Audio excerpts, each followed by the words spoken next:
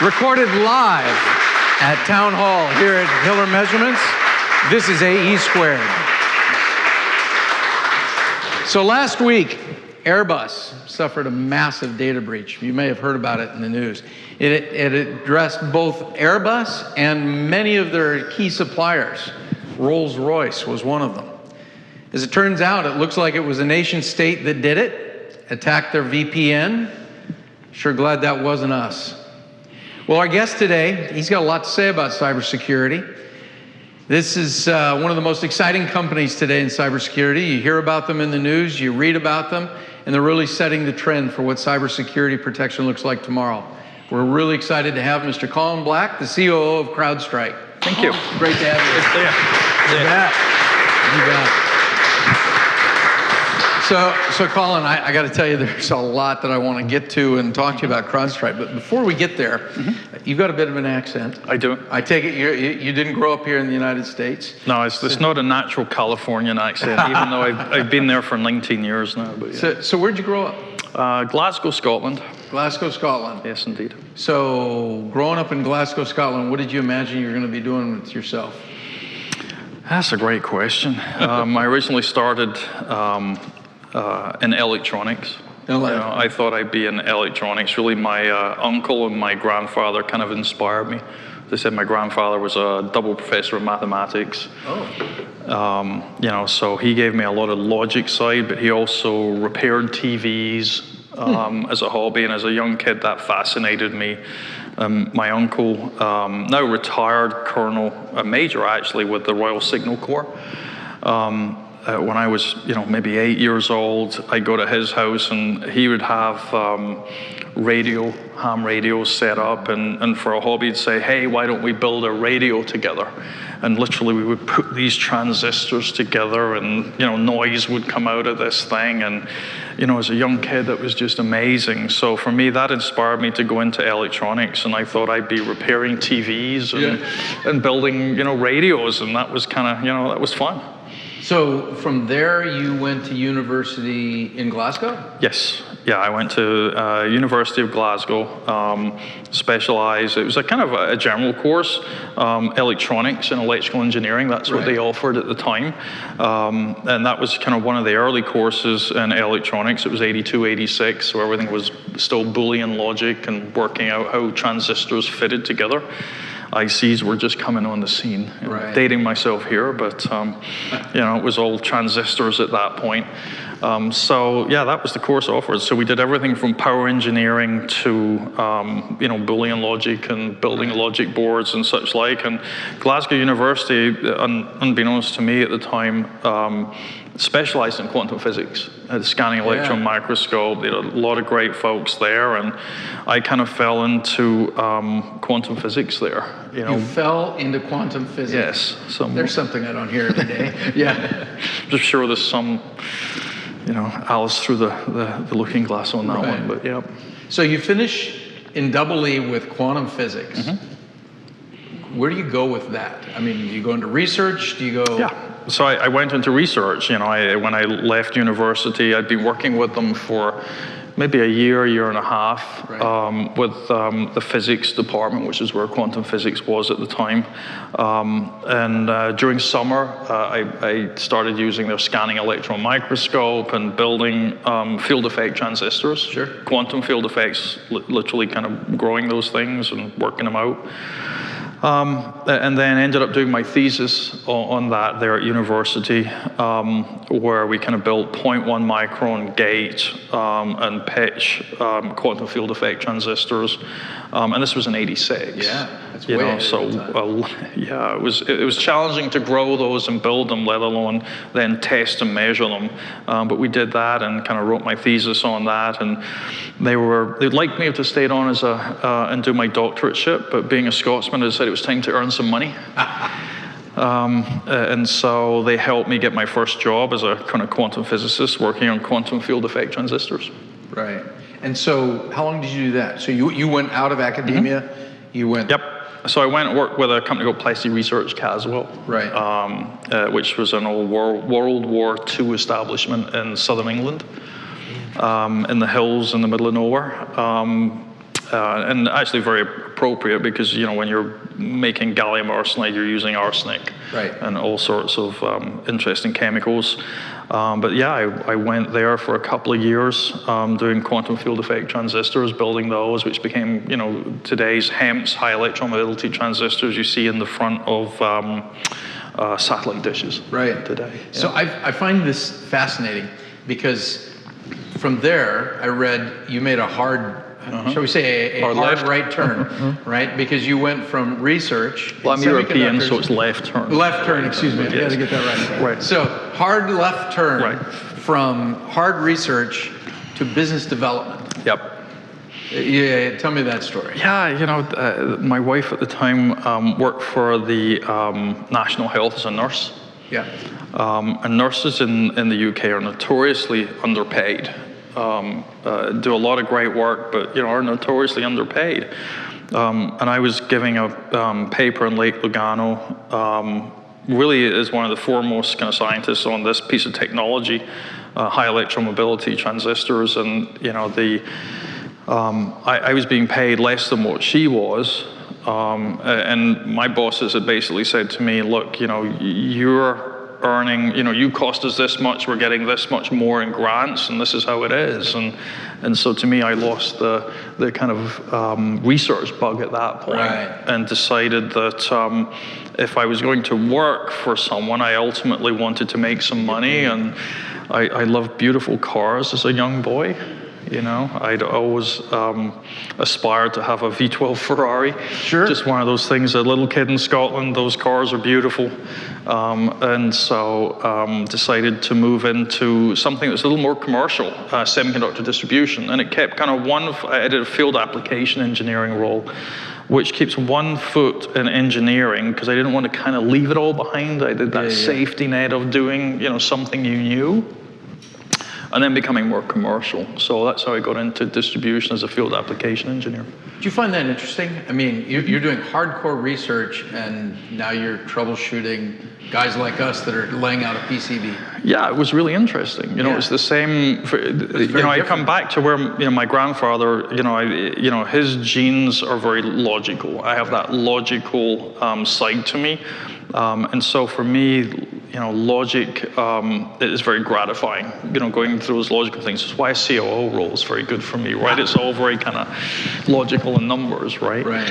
But no, the engineering for somebody else was still that logical problem that you were looking to solve. Rather than independent research, it was still another problem to solve. Except it was actually more interesting because it was very varied. Right. It was 2 or 3 different problems a day, and there were different ones each time, and so it was really interesting and very varied. So it was very interesting to me. Interesting. Now this is interesting as well, because in that period, I read that you went from FAE all the way to the CEO. Correct. Of that a small business unit. Small business. Yeah, there was a different group. I left that group in the UK and joined another company which was called MEMEC, MEMEC. They were a semiconductor distributor, very specialized. And at that point, I joined them as a marketing manager. Right. And so I went from field application engineering into marketing, and kind of completed a transition from, engineering and research and into marketing. Yeah. And at that point, I had a P&L responsibility. I learned to run a P&L account. I was responsible for hiring my own field application engineers to promote the products I had. And I could come out to Silicon Valley and try and hire new semiconductor lines that we would represent. Right. And I was very successful at that where others weren't, because I had an engineering background. So I was able to tell them which customers would use the type of products and why. And I understood the product. And so I became quite successful in that marketing role. And from there became a CEO of one of the business units. So you made this ascension from research to business development to CEO. Most people don't make that, right? Along the way, they find themselves kind of solved. Why do you suppose you were able to? I haven't heard That's a good question. Family owned a business. How did you pick up the business side of this? Well, I learned very quickly the P&L side. One of the beauties of the model that we had at Memic was that the profit and loss accounts were kind of drilled down into the organization. Right. And so even at the product division, you had a P&L, which would roll up to the CEO, which would roll up to the group level. And we frankly were bonused on how well did we do in our P&L. So you learned the levers of that P&L pretty quickly. And so that's how I learned P&L, the profit and loss, and how to invest wisely. Right. Same with the model with inventory. One of the problems that kills distribution is having too much inventory cash flow. Yeah. But we had a model that basically would penalize you if you had too much inventory that didn't move in 3 months. Right. You would get 10% of that cost of the inventory would come off your P&L. If you didn't move it for 6 months, 100% would be written off. And so you learn very quickly to balance a number of things. Inventory was one, the people you were hiring was another, right. And the technology you were using. So you learned all of that quite quickly. And for me, it was just logic. It was just logic. It's just logic. It's even just, I'm turning, part? yeah. Hiring, managing, leading. Yeah, I found that was logic too. Really? And finding the right people. It was became logic, but I also found I had a feel for that side of things. Yeah. Quite where that came from, I don't know. But you do have a natural kind of feel for things like that in change management, for example, right. Where the human interaction piece is just something I think I naturally have been blessed with. So I was able to hire good people. Of course, I've made my share of bad hires over time, as we all have, and you learn from those and move on. And you realize the importance of people and everything, right? The most important thing you can do is hire the best people. Right. After that, everything else can come. But if you don't hire the right people, it's really, really tough. So I want to get into how you made this next transition, which is going from CEO to CIO, and that's where things get really excited, right? That's a fun transition. Yeah, actually. but first, I want to share with our viewers at home or whatnot, you're probably wondering, who are we? Who's Hiller Measurements? Well, I wanted to let everyone know, Hiller Measurements, we design custom electronic test equipment, typically for mission-critical applications in aerospace and defense, 5G, power storage tests, things of that sort. So if you're concerned about test and what to do about it at your company, I'd encourage you to check us out at hillermeg.com. So, very good. Back to this interesting transition. Some people would say going from CEO to CIO is kind of a back step, but I think there's an interesting story here because it leads directly to where you're at Crowdstrike, which is fascinating. So it is. Tell us that story. Well, I was CEO of a small business unit. This was, roughly speaking, 25 million US back in about 96, that would have been, I think. That we were part of a group. And the way we were successful was that we shared back office functions, whether it was distribution centers, whether it was finance, and we had our own kind of companies that kind of plugged into that. At that point, we were Europeanizing. This was happening in the scene at that point. We were no longer just UK. It was becoming Europe at that point. And so we kind of put these companies together and changed them all into 3 global brands.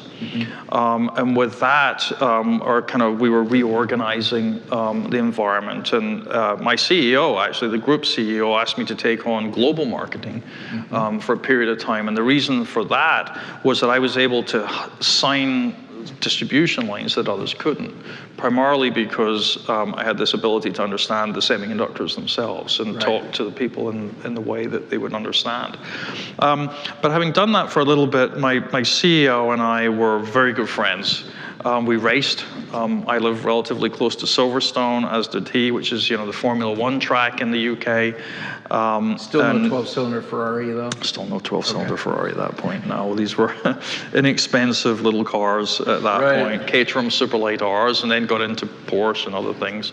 But essentially, we owned a little car between us at that point. It was our first little dabble in, and we were at the racetrack, and I used to bust his chops all the time about IT and how we were behind, and that we really needed to come up to speed because at this point, this new thing, the internet, Yeah, Netscape was had coming just come in. out then, right? Yeah. Right, and what we feared at that point as a distributor was that no longer would you require distribution, but the suppliers would come out direct to companies like yourself and sell direct, and there'd be no need for it. Right. And so I was pushing harder and harder until one day at the racetrack at the weekend, he'd said to me, okay, you're taking over IT. And I was kind of like, okay, maybe I pushed this one too hard. But he's probably joking.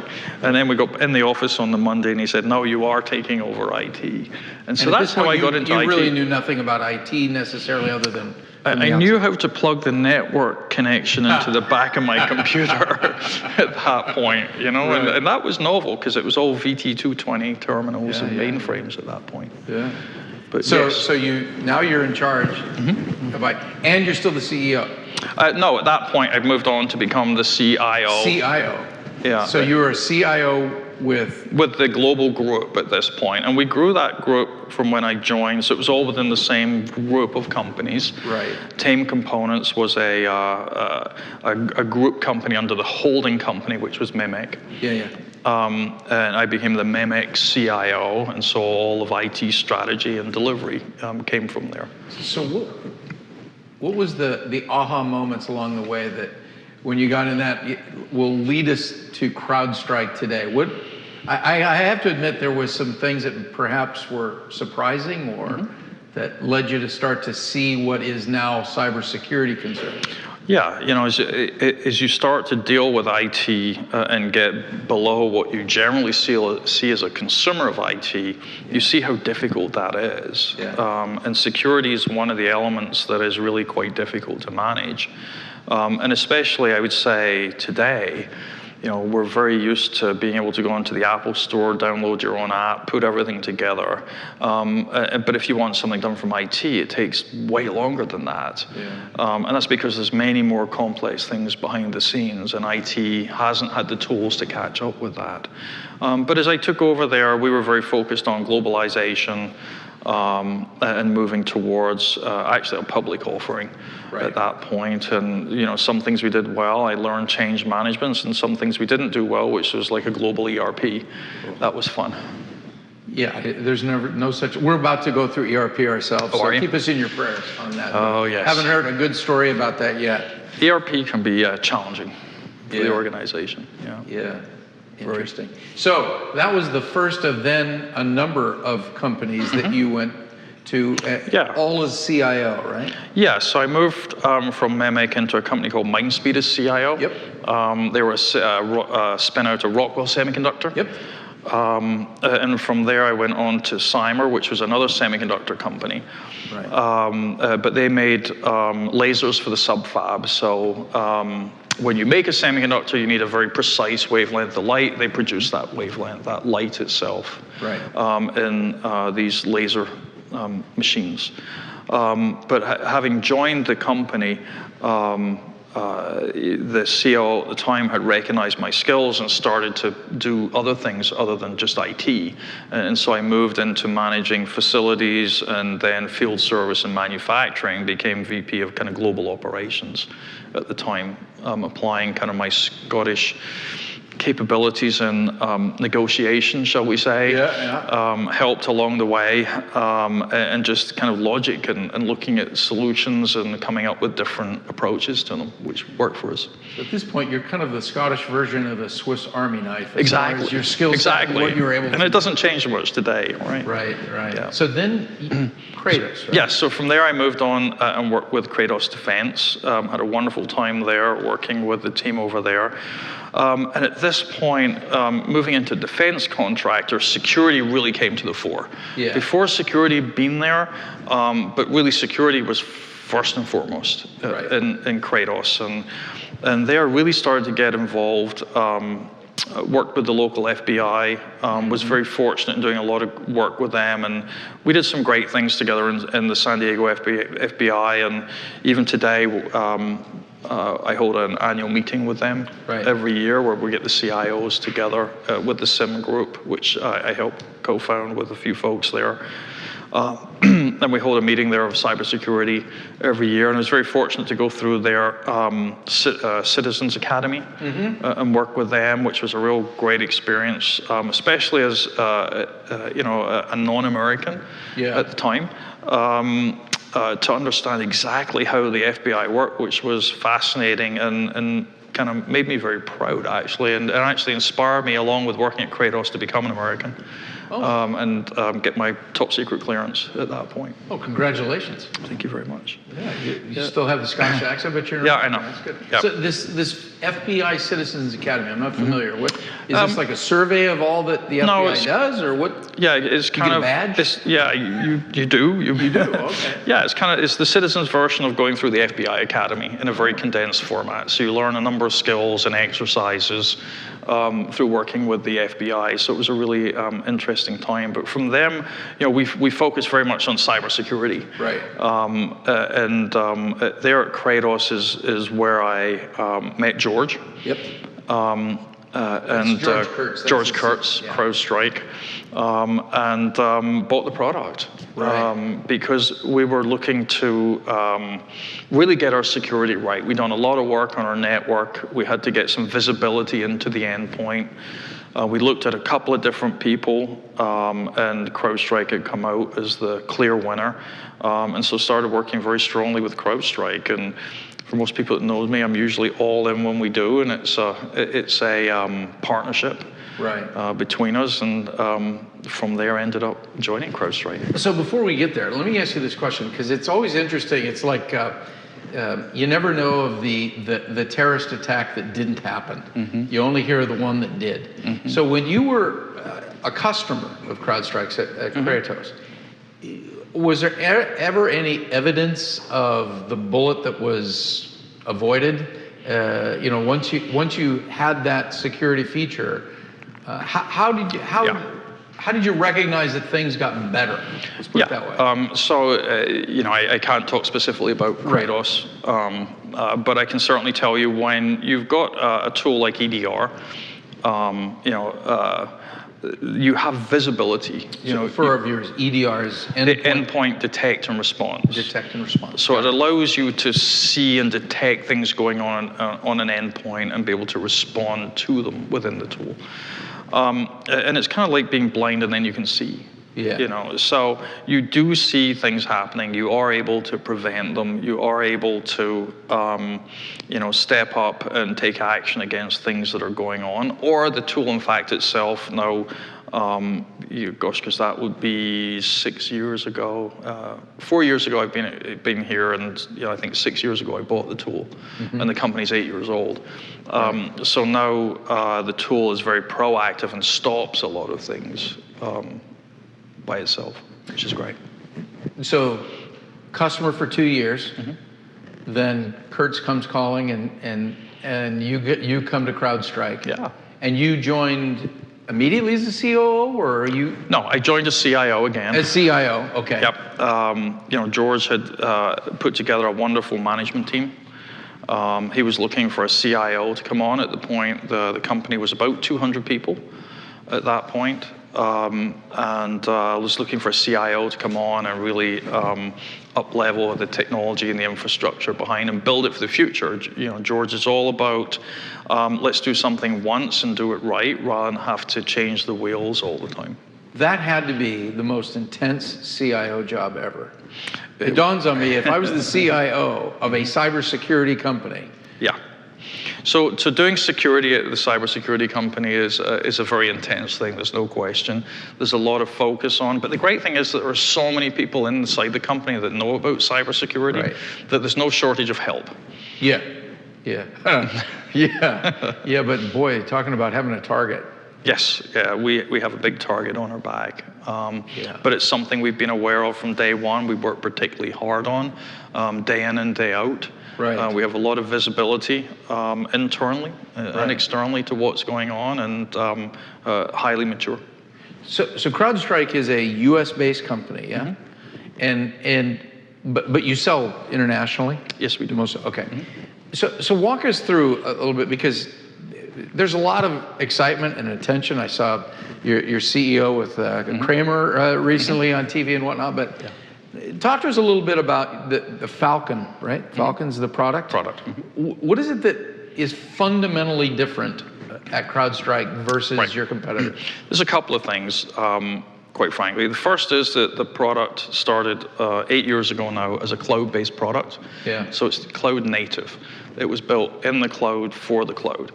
A lot of the competing products out there were actually not. They were built as on-premise, and they're trying to port them to the cloud. Now they say they're in the cloud, but really all they did was move their servers into the cloud. Right. It really is a very, very different thing to be cloud native from a scalability perspective. So that's number one. In fact, there is no on-premise. We don't sell anything on-premise. There's nothing on. Okay. No, we don't. The other thing is we have a very small single sensor that goes on an endpoint. An endpoint can be an iPad, a mobile device of some sort, a server, a computer, even Internet of Things. Right. And so this very small, lightweight sensor, about 20 meg, which compared to typical even AV are around 200, so it's about 10% of the size, has very little impact on the computer. Or whatever that endpoint is. And then all the telemetry from that machine goes to the cloud. Right. So we don't send files. We might say somebody opened a file, and we can see what processes spawned other processes, but we don't. There's no information about what was going on sent to the cloud. For example, we don't send files or PowerPoint or anything like that. So this is where the cloud native differentiation starts to really become obvious, right? Because that's from the get-go. Yeah, scalability, but also from the day one, you were designing for this massive big data set that you could then leverage, right? Absolutely, and so all of that data from all of these endpoints are streaming every second to the cloud, and we are ingesting that and essentially processing that and bringing it in for the customer to be able to see in our user interface, which lets them see attacks. And what's very different about traditional approaches is antivirus tends to look for signatures. Yeah. Those signatures, you can easily change a piece of code that would change the signature and AV wouldn't pick it up. It's always rearward looking. Right. Something has to be out there. You're looking at the license plate of the getaway car. Exactly. Something has to happen first before you can create a signature, right? Right. The virus has to be out there. Our approach is, has machine learning and also artificial intelligence in it, but we also have indicators of attack. Right. And by indicators of attack, we're looking about the elements that go on in any particular attack, which are common. And so you can change how you do that attack, but these common things still happen and we pick it up. So you don't have to anticipate the attack. You essentially anticipate that style of attack through these indicators of attack, and you're not having to continually look backwards, you're actually looking forward and trying to catch what's happening at that time.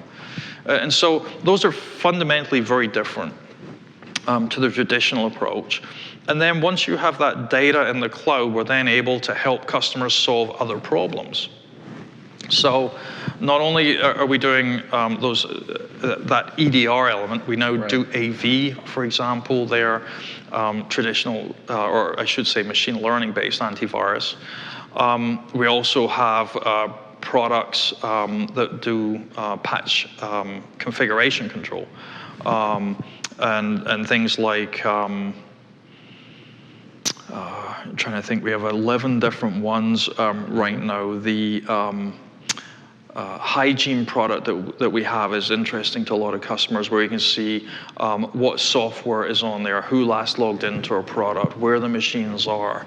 And to roll these out, these different products would traditionally take maybe a year, maybe 6 months, maybe 18 months, depending on the size of your enterprise. And for us, it's just a key unlock in the cloud. This is like an upgrade to an iOS. No more sensor goes on, nothing needs to happen bar an unlocking of the user interface. And so with one single sensor, you can gain more and more functionality and remove sensors. And those interaction between sensors cause you a lot of issues. And so removing sensors has been something CIOs have wanted to do for a while. So this really is a fulfillment of a strategy that CIOs have been looking for a while.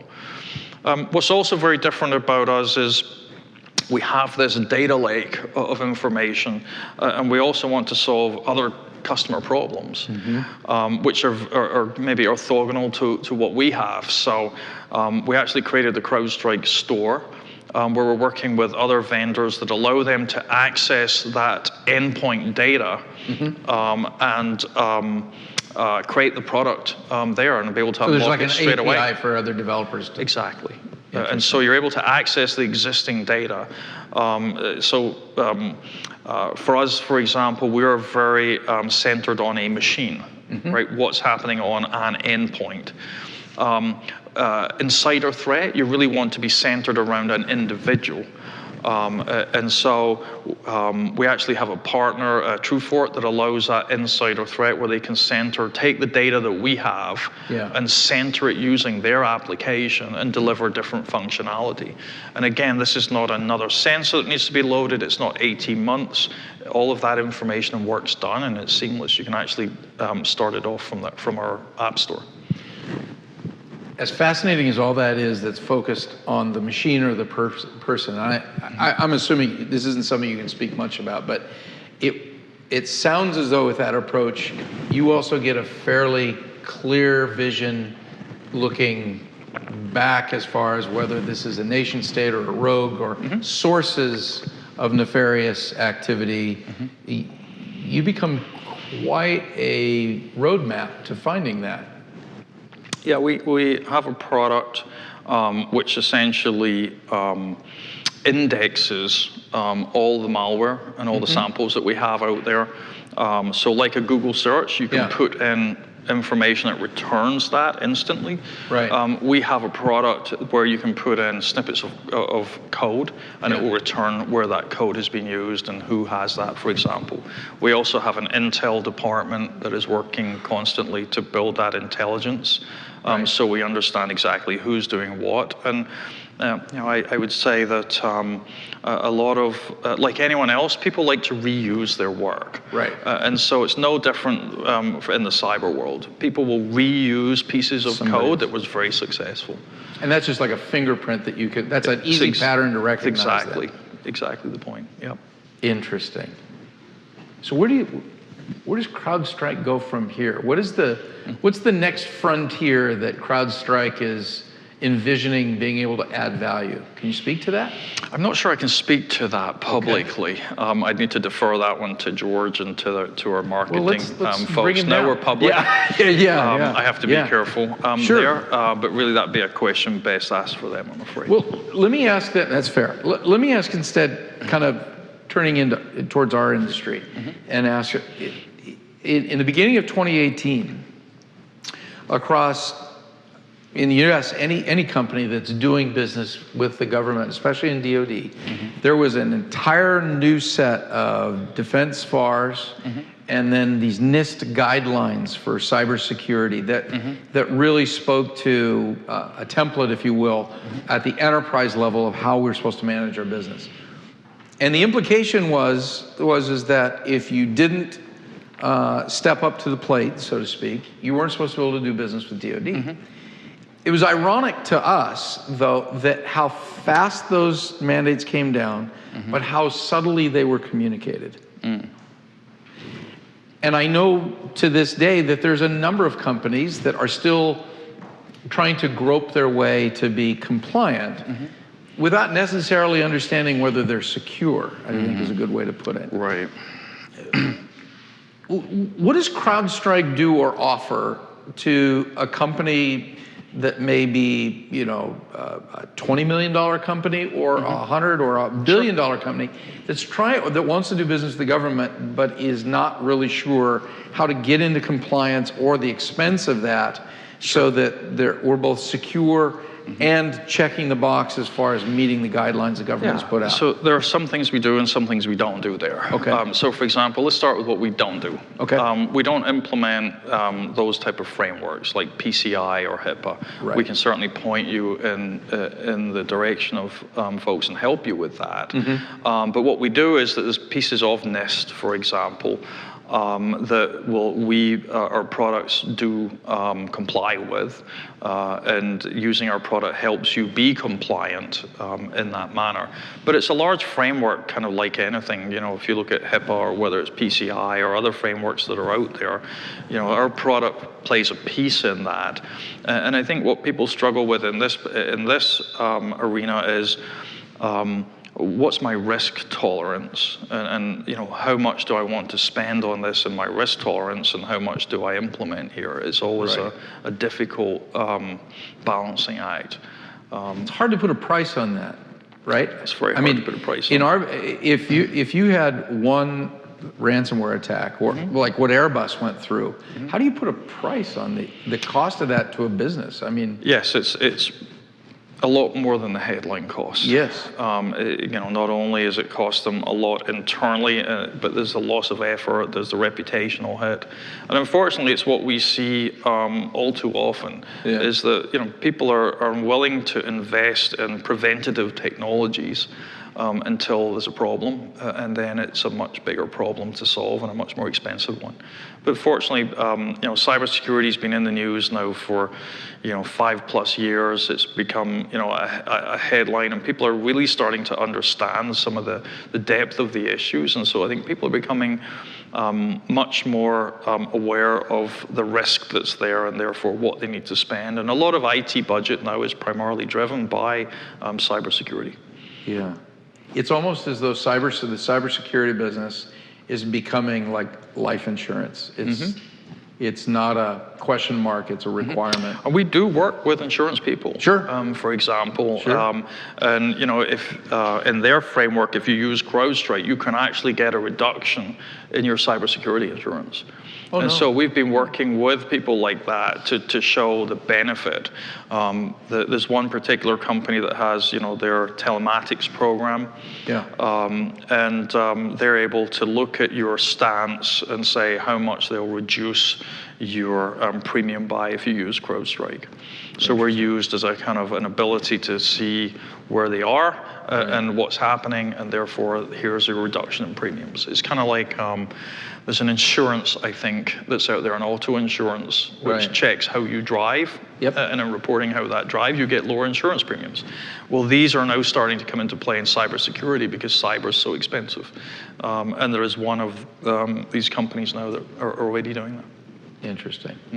Colin, it is an absolute pleasure to have you on our stage. Wonderful. Thank you so much for the time, and I hope we get to learn a lot more about Crowdstrike in the days ahead. So thank you for coming. Thank you. You bet. Thank you. You bet. You're not off stage yet. Yeah.